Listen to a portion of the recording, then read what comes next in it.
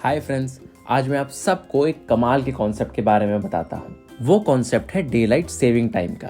Temperate Jones की 70 countries जैसे कि यूरोपियन कंट्रीज, यूएसए और कनाडा इस कॉन्सेप्ट को फॉलो करती हैं। अब समझते हैं कि ये कॉन्सेप्ट आखिर होता क्या है। समर्स के समय ये सारी कंट्रीज लेट मार्च या फिर अर्ली अप्रैल के टाइम अपनी क्लॉक्स को 1 घंटा आगे बढ़ा देती हैं, जिससे उस दिन का 1 घंटा गायब हो जाता है। आप सब सोच रहे होंगे कि ये टाइम गायब कैसे हो जाता है। मैं आपको बताता हूँ। For example, let's take the country of France. 2023 में उनके डे लाइट सेविंग टाइम का स्टार्ट हुआ 26 मार्च से। फ्रांस के स्टैंडर्ड टाइम जोन के हिसाब से 6:40 AM पे सनराइज होना था, लेकिन यही सनराइज हुआ 7:40 AM पे। क्यों? क्योंकि फ्रांस की क्लॉक्स को 1 घंटा आगे बढ़ा दिया गया था। 1 hour disappeared for the people of France। अब आप सोच रहे होंगे कि ये 1 घंटा गया कहां और इसको बैलेंस तो किया जाता होगा। यस, आप सही हैं। इस 1 घंटे को विंटर्स में या तो लेट अक्टूबर में किसी दिन, वरना अर्ली नवंबर में बैलेंस कर दिया जाता है, क्लॉक्स को 1 घंटा पीछे करके। साथ ही साथ कमाल की बात तो ये है कि स्मार्ट डिवाइसेस जैसे कि स्मार्टफोन्स, स्मार्ट वॉचेस को तो स्पेशली कोड किया जाता है इस टाइम एडजस्टमेंट के लिए। लेकिन फ्रांस में जितनी भी मैनुअल क्लॉक्स हैं, उनको अगर साल में 2 बार सेट ना किया जाए तो वो गलत टाइम दिखाना शुरू कर देंगी। है ना कमाल की बात। इतनी कंफ्यूजिंग चीज तो हम समझ गए हैं, लेकिन वेट करिए, अभी और भी कंफ्यूजिंग चीजें आना बाकी है।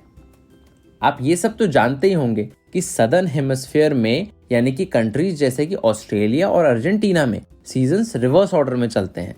मतलब कि अप्रैल से विंटर शुरू होते हैं और क्रिसमस सब लोग समर्स में मनाते हैं। तो इन सदर्न कंट्रीज में यही कॉन्सेप्ट उल्टा चलता है। मतलब कि अक्टूबर नवंबर के टाइम 1 घंटा आगे कर देते हैं क्लॉक्स में और मार्च अप्रैल के टाइम 1 घंटा पीछे। ये सब तो ठीक है, लेकिन भैया ये कंट्रीज इतना पेन लेती क्यों है? ये कहानी है वर्ल्ड वॉर 1 की।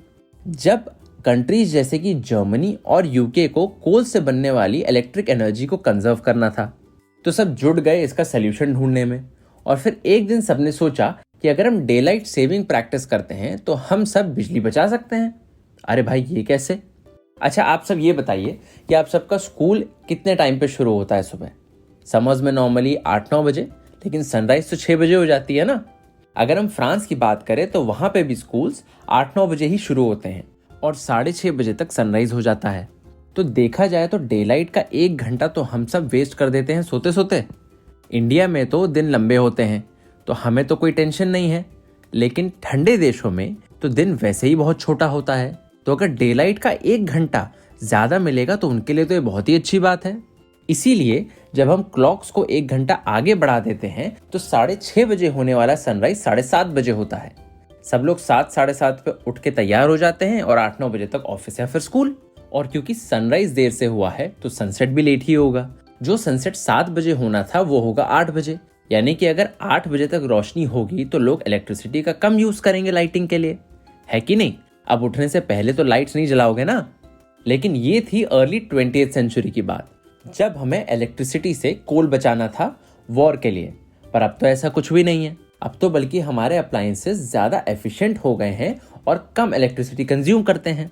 इसी वजह से 2018 में फ्रांस और कुछ कंट्रीज ने यूरोपियन कमीशन के सामने डीएसटी को परमानेंटली हटाने का मोशन रखा, लेकिन बाकी यूरोपियन देश इसके सपोर्ट पे नहीं थे और फिर कोविड-19 का पैंडेमिक आ गया तो ये बात टल गई। अच्छा, क्या आप सब जानते हैं कि कौन सी countries permanently daylight saving time को प्रैक्टिस करती हैं? अगर आपको मालूम है तो हमें कमेंट्स में बताइए। Thank you and follow us for more amazing videos.